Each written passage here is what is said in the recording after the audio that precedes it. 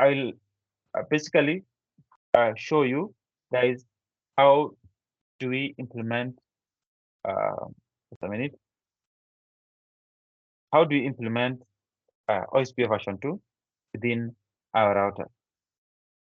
So the first thing to note is that this is a chapter for configuration. We'll configure. One, we learn how to configure the router ID of these routers. Two, we will learn how to configure a single area network within a multi-access network and point-to-point. And I'll show you the difference. I think you already saw what a multi-access network is. I will show you point-to-point. We'll also learn how to configure priority, which apart from the hello messages, the priority can be used to influence the election of BDR and DR. We'll also be learning how to implement modifications to exchange messages within a single area. We will be learning how to configure and propagate what is called a default route.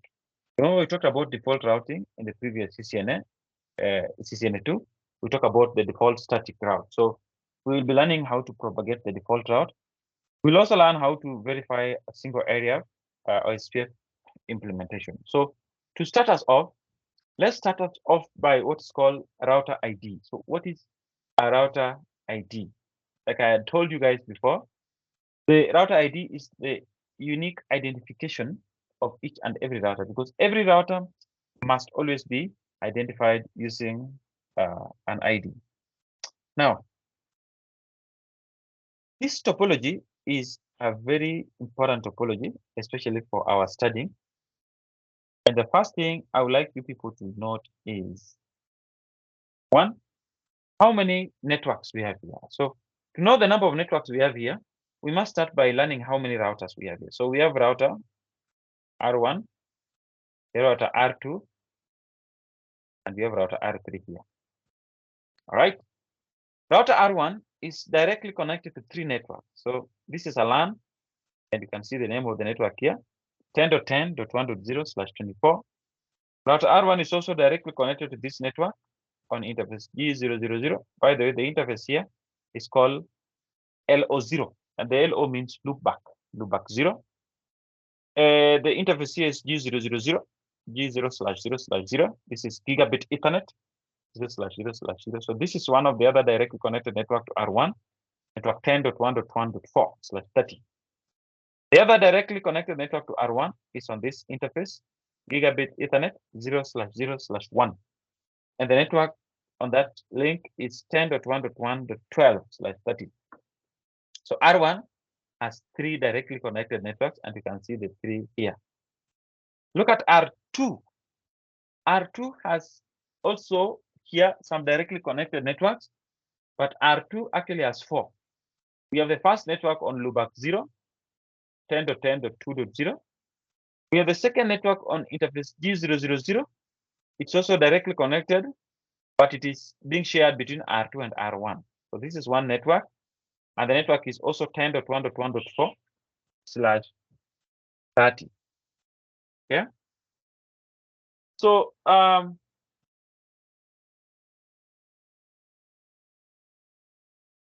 that particular network, R2 is sharing a network between, network 10.1.1.4 between R2 and R1. So we count that as one network. R2 is also directly connected to another network here on interface G001, and that network is 10.1.1.8/30. R2 is yet to connect, the only router here connected to the internet. All right. And the network is on LO1, which is loopback 1. The network is called 64.100.0.0/30. Yeah. Then we have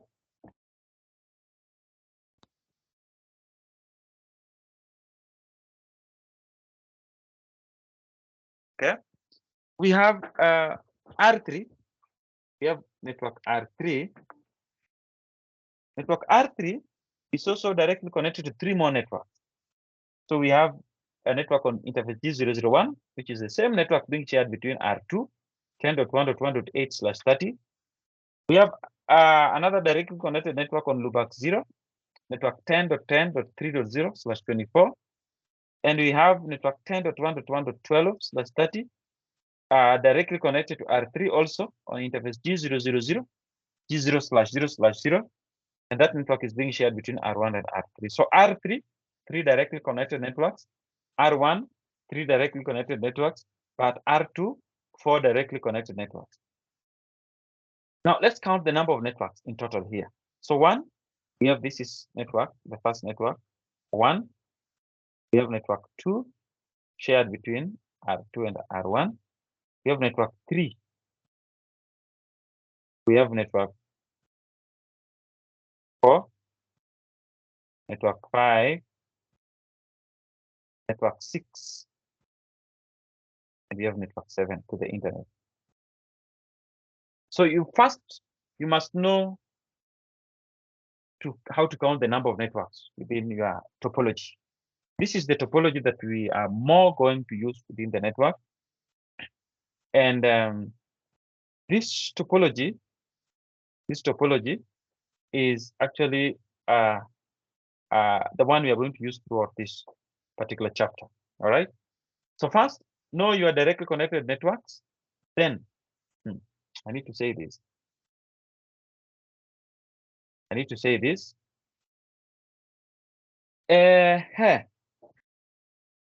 Now that we have seen the directly connected networks in each router, and we have also seen that we have a total of 7 networks within this particular topology, we now need to talk about the remote networks.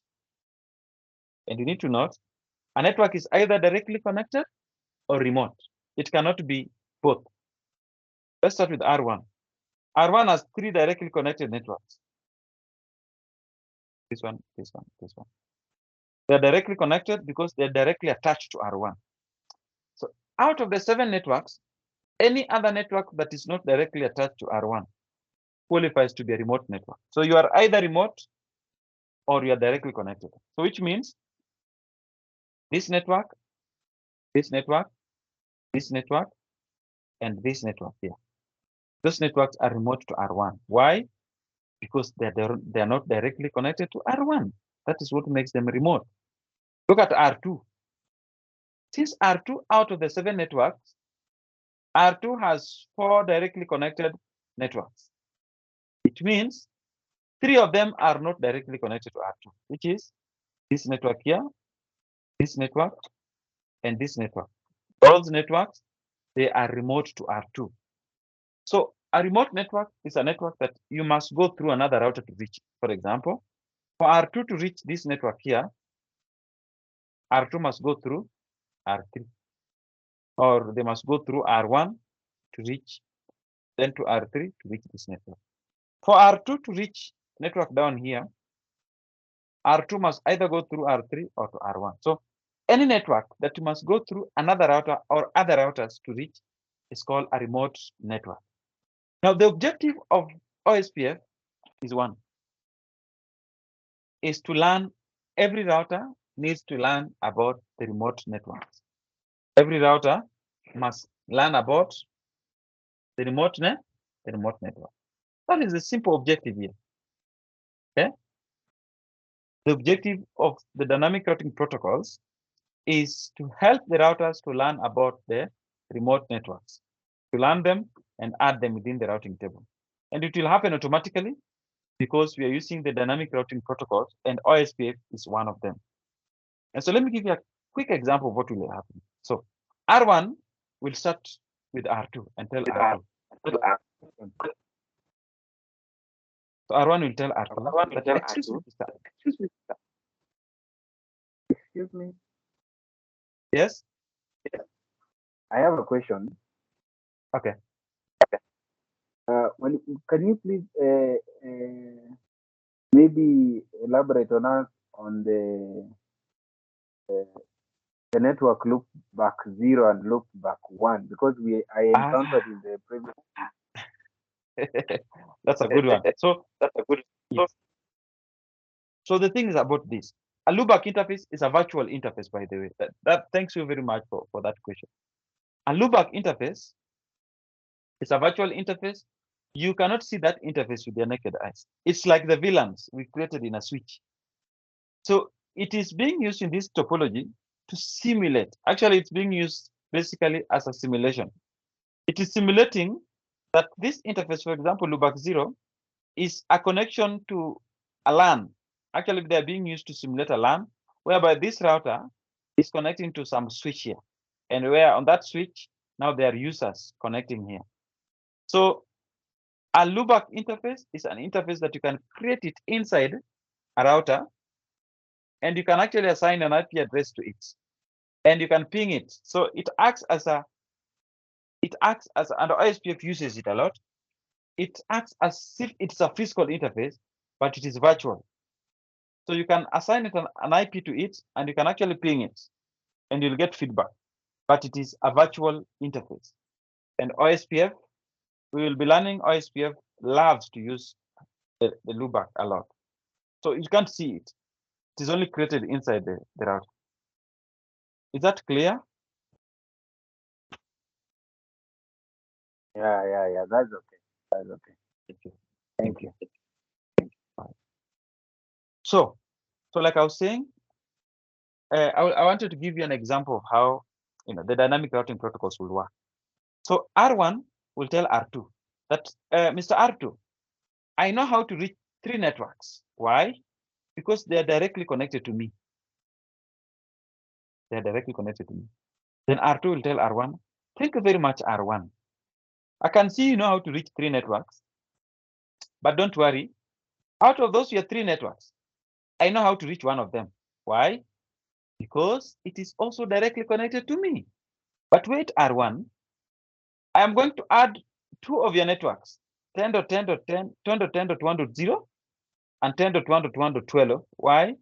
Because those networks are remote to me. I don't have them as directly connected. So I'm going to add those networks in my routing table. Then that will be done. Then R2 will tell R1. R2, let me clear the screen. R2 will also tell R1 that Mr. R1, I know how to reach 4 networks. Why? Because they are directly connected to me. But wait, in fact, I also know how to reach the internet. Okay? I can show you how to actually reach the internet. Because the link to the internet is one of my directly connected networks. So R1 will tell R2, but Mr. R2, thank you very much. I have been wanting to learn some of the networks that you know how to reach, but wait a minute. I have actually realized that I know how to reach one of them. Network 10.10.1.4, it is also directly connected to me. So I don't need to add it in my routing table because I already have it. And by the way, for your information, so long as a network is directly connected to a router, it is always added onto the routing table automatically. The moment you assign an IP address to an interface and you activate that interface, the router will add that route to its routing table. So R1 will not add 10.1.1.4 because it's already available. It's also directly connected to R1. But R1 will tell R2 that let me add 10.10.2, sorry, 10.10.2.0, 64.100.0.0, and let me add 10.1.1.8 slash 30 to my routing table, so that anytime I want to send information to those networks, I will just need to see how to reach them by consulting my routing table. So that process will repeat between R1 and R2, R2 and R3, R3 and R1. And every time R1 and R2, they have exchanged their remote networks, and they now, R1 knows all the networks attached to R2, and R2 knows all the networks attached to R1. We say those 2 routers have reached an adjacency. And every time all the 3 routers have known about all the remote networks, we say these routers have reached a state of convergence. All right? So that is the word convergence and adjacency. Now, it's also important to note that, and this is something I had talked to you guys before. I had talked to you guys about what is called exit interface and next hop IP. So in static routing, we were adding the remote networks manually. In dynamic routing, like OSPF, we are going to activate the interfaces. We are just going to activate the interfaces, these interfaces, to be able to start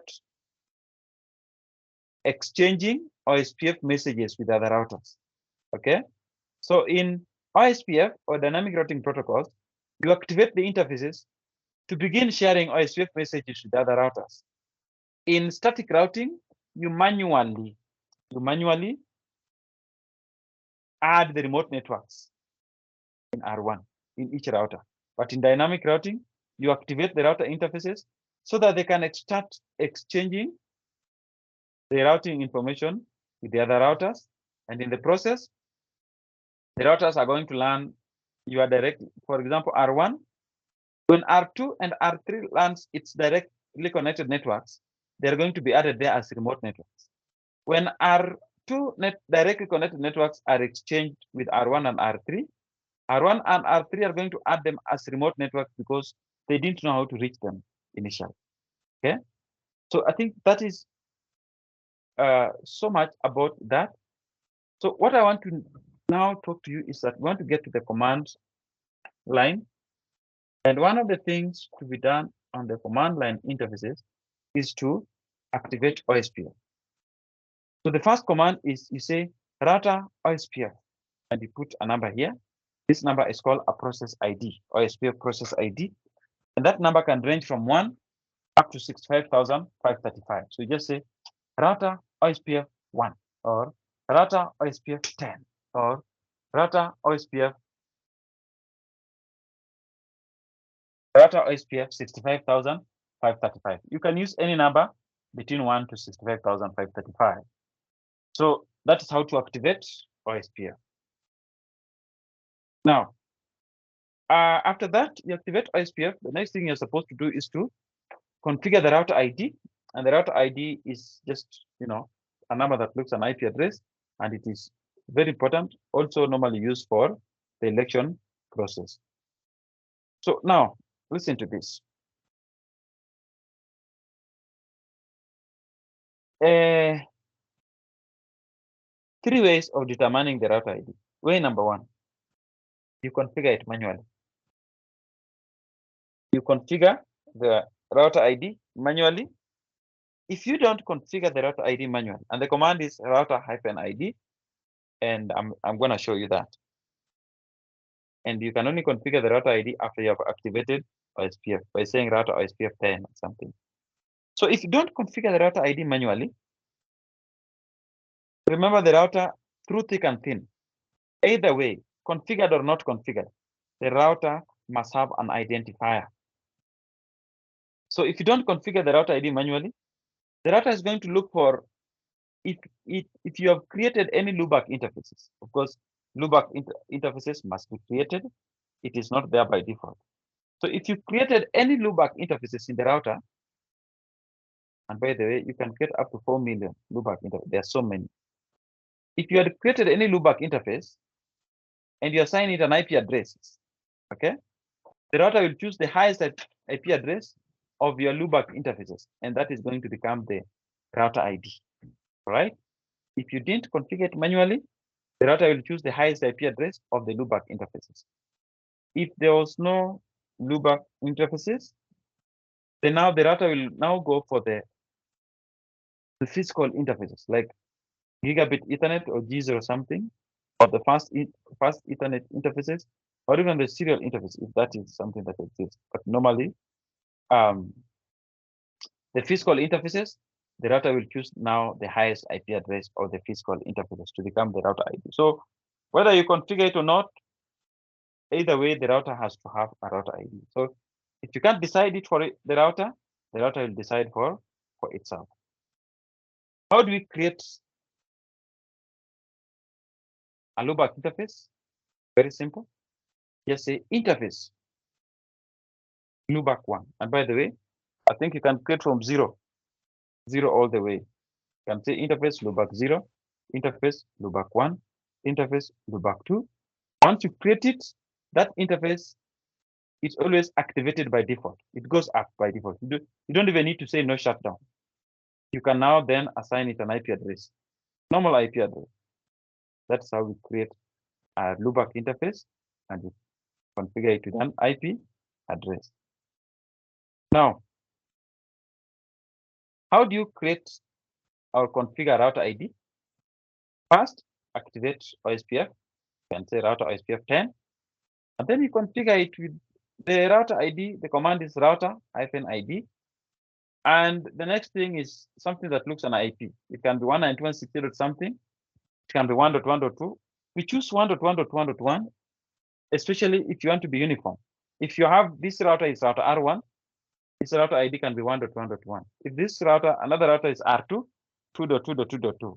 Route R3, 3.3.3. Then that makes it easier for you to identify your router ID. Which command can you use to reveal or display your router ID? Show IP protocols. Very important command. And this one you'll be asking the exam.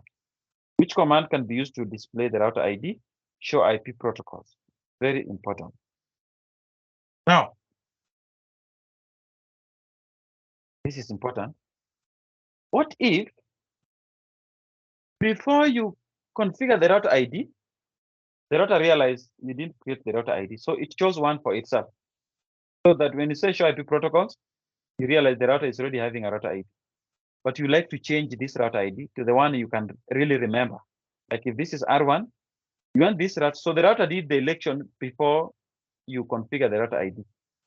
So if you want to change this router ID, you need to configure the new router ID, but it will not take process. The router will give you a notice here, a warning, that you need to reload or use a command here, clear IP OSPF process, for this your router ID to take effect. So you end using the command end, and then go to the previous privilege exec mode and type this command, clear IP OSPF process. You will need to answer with the Y here for yes, and press enter, such that we now say show IP protocol. Now the new router ID has now been created. Now, you have two options, to use the command reload or to use this command. Now, when you reload, you are restarting the router, and that means you're going to interfere with the network operation. But when you clear the IP OSPF process, you're only going to restart the OSPF process, not the whole router. So that is why we choose to use this command to restart OSPF and not to restart the router. So restarting the router, it means that there's going to be some downtime. Now, we need to start by talking about a point-to-point network, and we want to see how do we actually configure OSPF. How do we configure OSPF? And I am going to actually start by how do we configure the router ID. Let's start by configuring the router ID, and I'm going to zoom this in so that you guys can see. So let's say we are logged into router R2 here, and we are told to enter the OSPF configuration mode using process ID 10. We say router OSPF 10, press enter. Then the router ID is 2.2.2.2. We say router -ID 2.2.2.2, like that. Press enter. Then we return to privilege exec mode using the command end. And we are told to enter the show IP protocols command to verify the router ID. We say show IP protocol. Show IP protocols. And you can actually see that our router ID is right here. This is R2. Then we are told we are now logged into R3. Enter the router OSPF configuration mode using process ID 10. The router OSPF 10. Configure router ID. Router -ID 3.3.3.3. Press enter. And then return to privilege exec mode using end. And then using the show IP protocols to display the router ID. Show IP protocols. Show IP protocols, and you can see our router ID is actually here, 3.3.3.3. We are using the process ID 10 of OSPF here, and you'll be able to see, look at the administrative distance of OSPF is actually here, 110. You'll see more information to that. So, having known how to configure the router ID there, I now want us to learn how do we now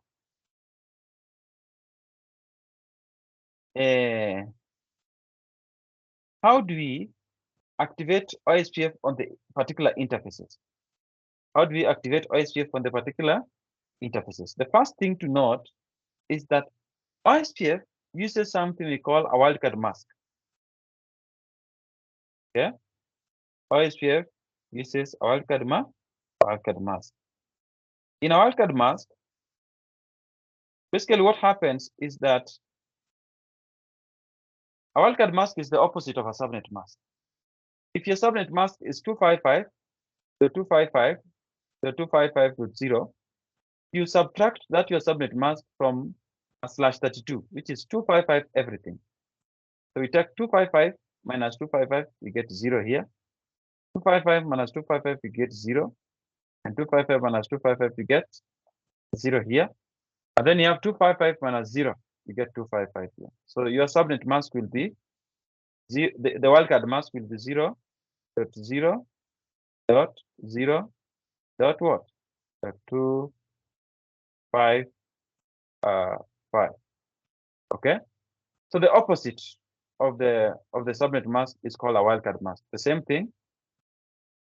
If your subnet mask is 255.255.255.192.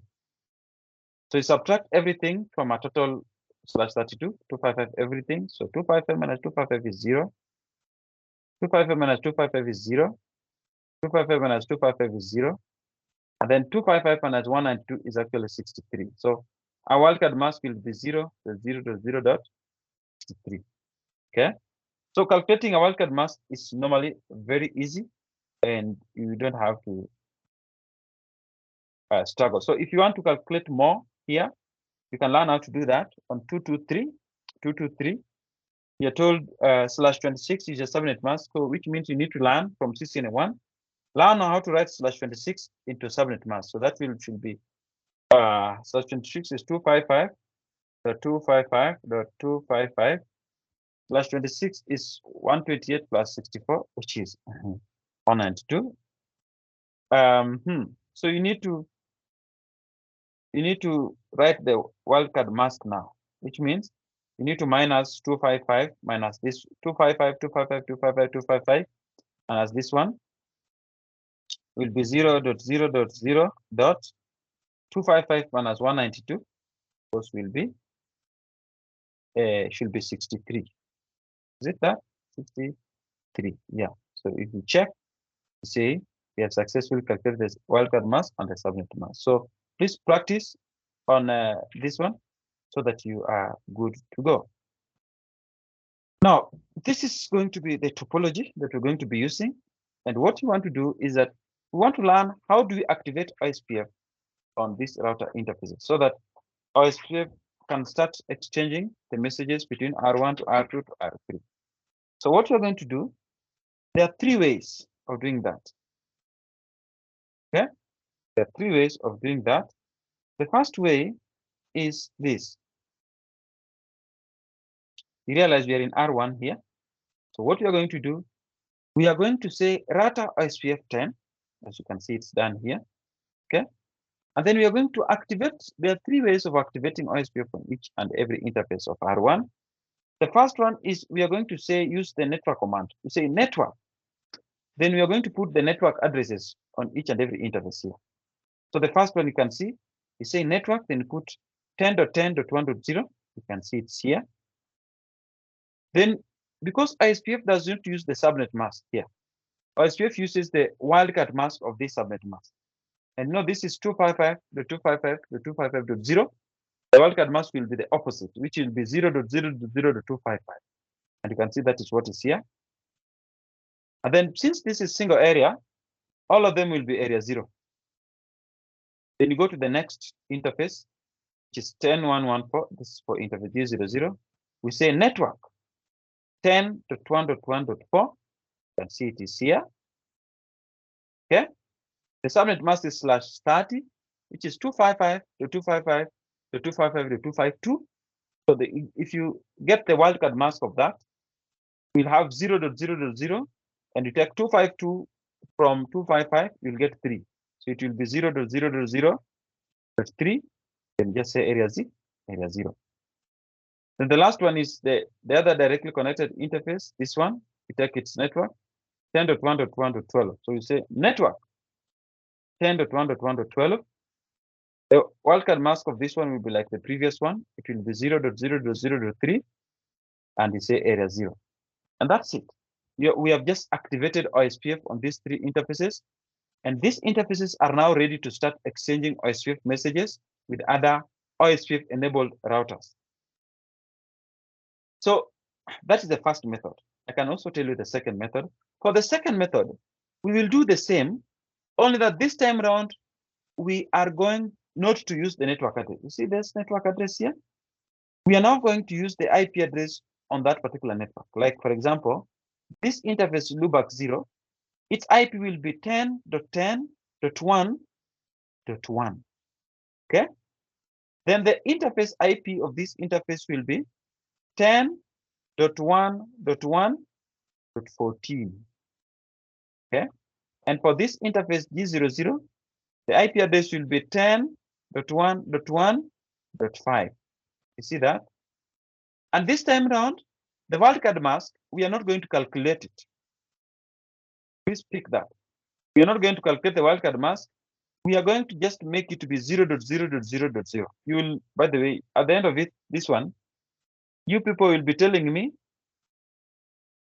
which one is the easiest method to use. Okay?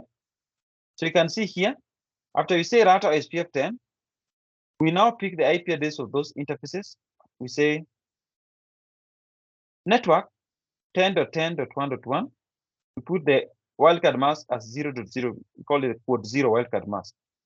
We call it the quad 0 wildcard mask, where you just put 0.0.0 everything. You don't calculate the wildcard mask. But this only happens when you use the IP, not the network address. So 0.0.0, then you say area 0. Here, network 10.1.1.5, 0.0.0, area 0. Network 10.1.1.14, 0.0.0, area 0. Okay? So, like I said, when you use the network address 10.1.1.12, you must calculate the wildcard mask from /30.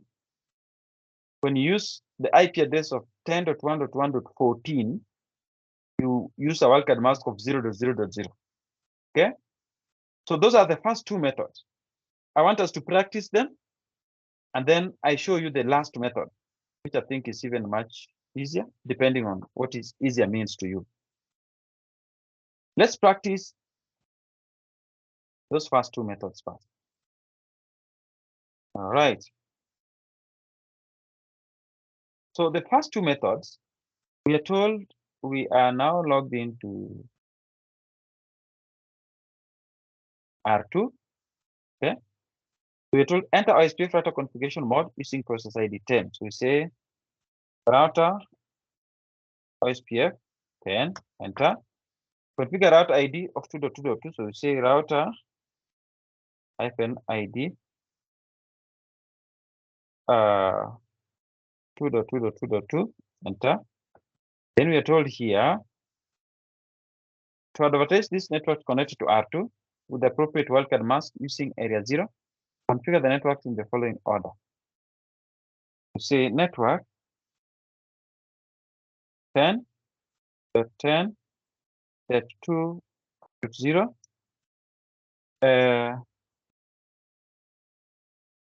10.10.2.0. The the wildcard mask of /24 is 0.0.0.255 area 0. Make sure you do that activity of calculating wildcard mask so that you know how I'm getting 0.0.0.255, and I put area 0. The second one is to say network 10.1.1.4. Okay. The wildcard mask is 0.0.0 dot slash that we say is 252 at the end. So that will be 3. Say area 0. Enter. And the last one is say network 10.1.1.8 when we're given there. Wildcard mask will be the same 0.0.0.3 because slash that you say area 0. That's it.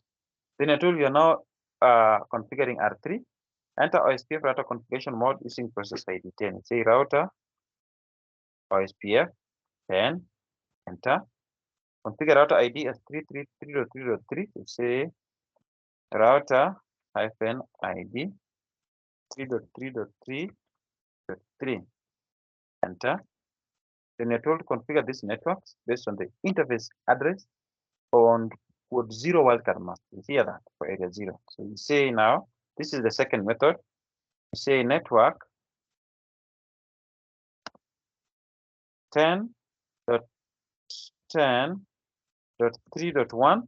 We say 0.0.0.0. And say area 0. Enter. Say network for the second one. Network 10.1.1.10 0.0.0.0. You don't have to calculate the wildcard mask area 0. Third one is network 10.1.1.13 wildcard mask 0.0.0.0 area 0. And that's it. You see how that? And be observing some of these messages. When you see this one says March 26, 14, this time is not for today. OSPF5 adjacency change. Process ID is 10, but there's a new neighbor that has been, a neighbor adjacency that has been, has happened, developed. So there's a new neighbor called 10. Remember, this is R3. R3 has established a neighbor adjacency with R1. You can see it's neighbor 1.1.1. The router ID, this is why the configuring a familiar router ID is important. I will just know when I see 1.1.1, this neighbor is R1. And it has been done through the exit interface of G000, and it has gone from loading to full. And that means the adjacency has been done. Another neighbor on 10.2.2.2, that is R2, through interface G001, and the state has moved from loading to full. Full adjacency has been established. So that is done. Then let me show you the third and the last step of still advertising the other networks. Remember the powerful no command. We're using the word no to remove the previously configured commands here. No network this one, no network this one. And the last method is actually done on the interface.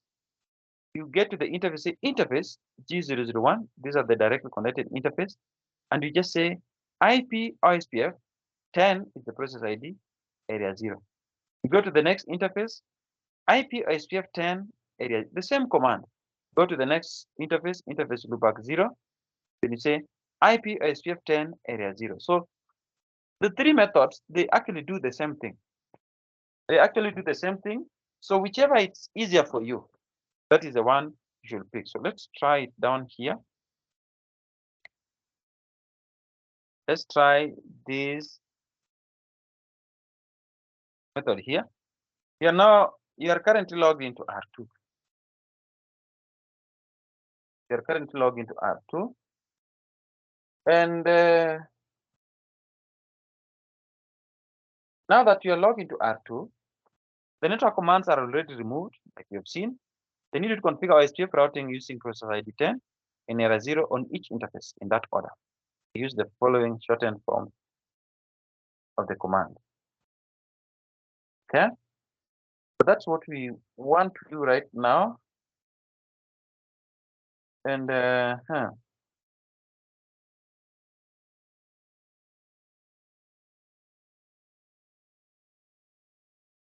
Just a minute here. All right.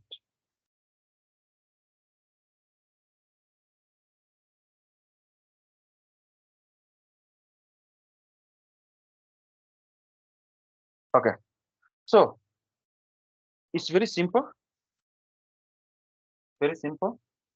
What we want to do, we want to configure them on the interfaces and basically see how will they behave. So we start here by getting into the interface. Say interface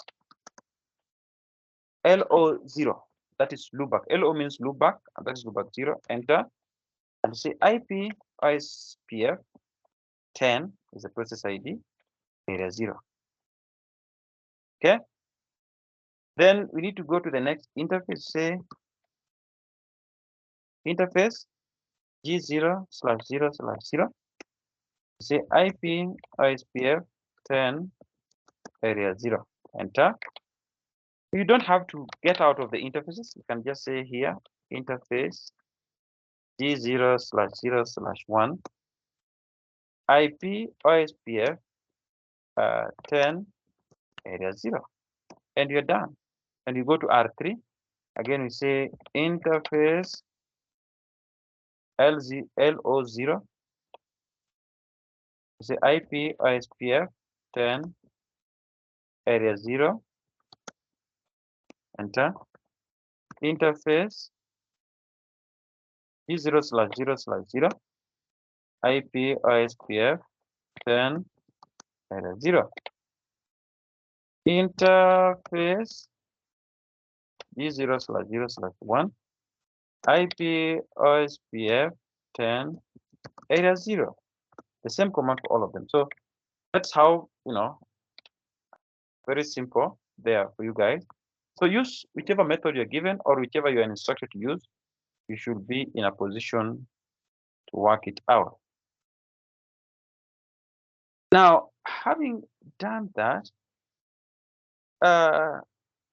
I'm going to, we will not finish this today. We will finish it during our next class. The only other thing that I need to show you is this. OSPF, realize I was talking about the directly connected interfaces. OSPF routers only need to exchange information. OSPF only need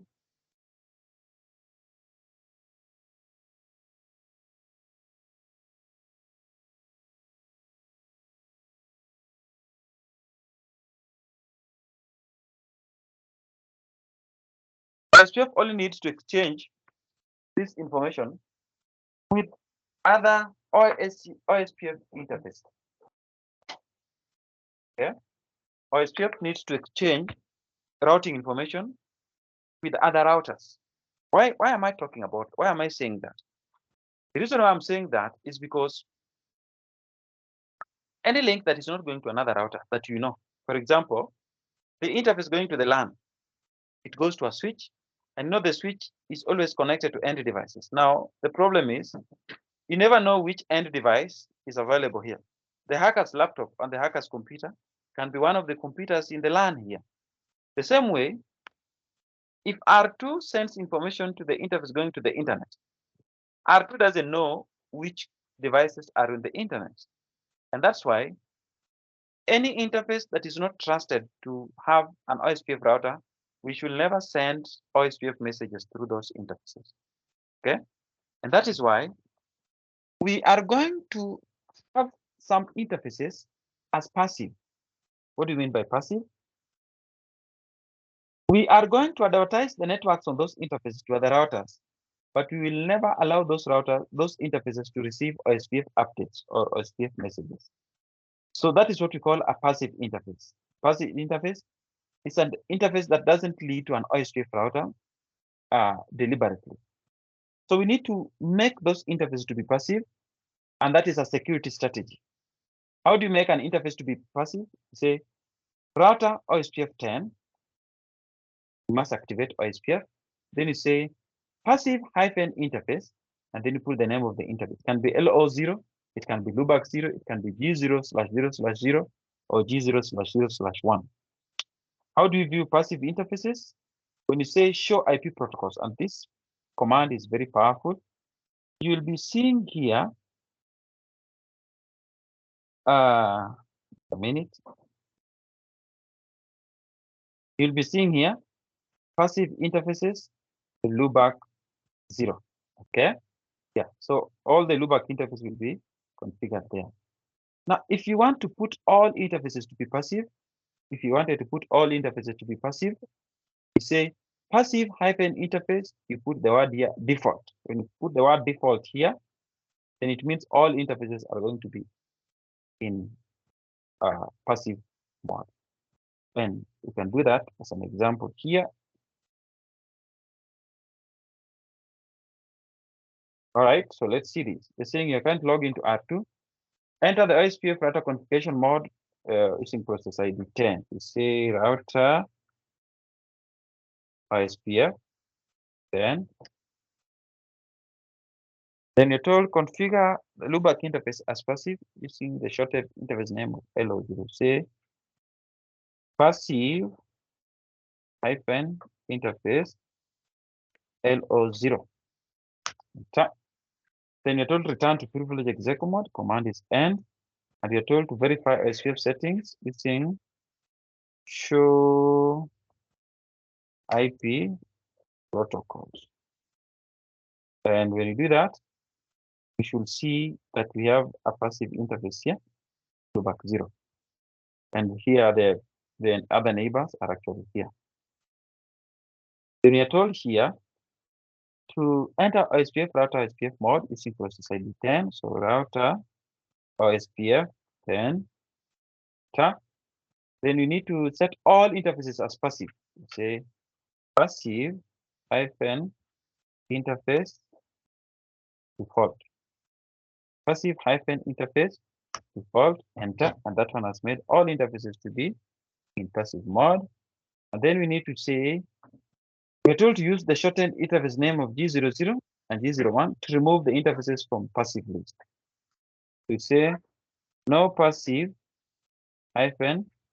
-interface G0/0/0, enter. Then we say, you can see the interface has been removed from the passive list. No, for the other interface, no passive -interface G0/0/1. And then we were told to do what? To return to privilege mode. The command is end. And then we were told to do what? We were told to view OSPF settings with the show IP protocols command. Show IP protocol. And there you go. We now have passive interfaces. The only ones that are there is serial 010, serial 011, and loopback 0. But we have removed the loopback 0. They are not anymore under passive. They are actively participating in OSPF. The other thing is, you realize that our network is using interfaces G000, which is this is an Ethernet interface, because it's gigabit Ethernet. When you use this command, show IP OSPF interface G000, it gives you details about this interface. And you can see that interface currently it's up. The line protocol is also up. The IP address is 10.1.1.5/30. It's on area 0, and it is attached via an interface enable.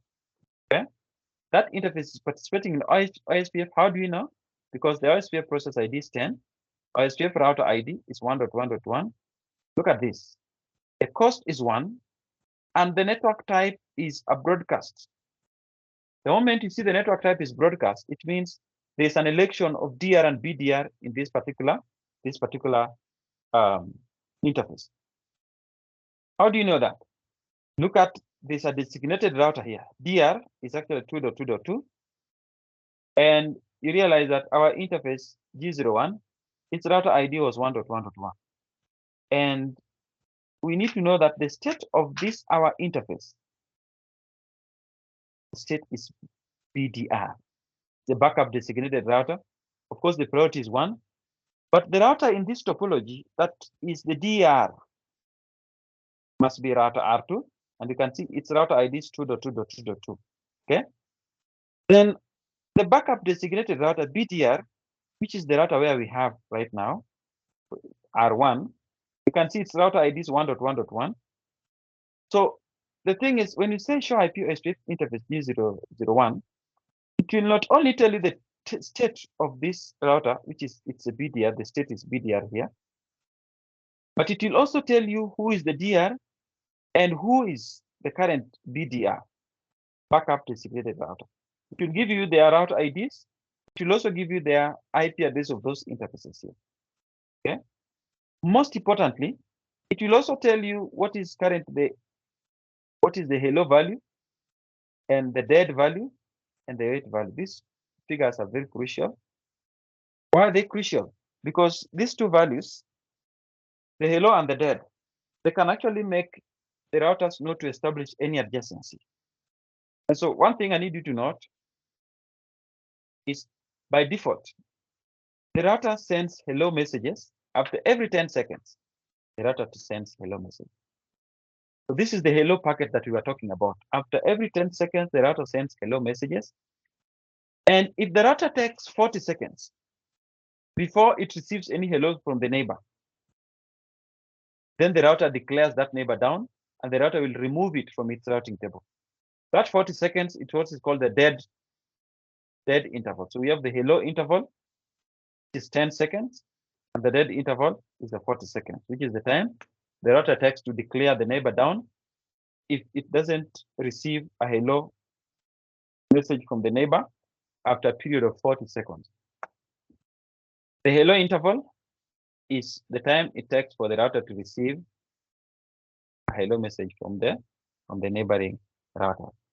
Now that hello and the dead, we're going to talk about them tomorrow. Now for today, I just wanted to show you in a point-to-point network,